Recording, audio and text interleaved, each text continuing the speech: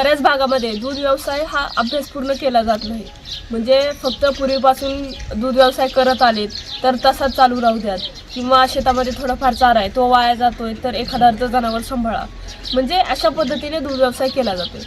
आणि काही शेतकरी आहेत जे की शेणासाठी दूध व्यवसाय करतात किंवा जनावरं सांभाळतात. पण जनावरांपासून मिळणारं शेण ते कशा पद्धतीने शेतीसाठी वापरलं जातं, ते कुजवून त्याचं खत तयार करून मग जमिनीसाठी वापरलं जातं का, हा सुद्धा एक मोठा प्रश्न आहे. पण जे लोक शेणखतासाठी जनावरं सांभाळतात त्यांनी सुद्धा जर व्यावसायिकदृष्ट्या आणि अभ्यासपूर्वक जर दूध व्यवसाय केला तर नक्कीच त्यांना या व्यवसायातून एक ॲडिशनल इन्कम सुद्धा भेटू शकते.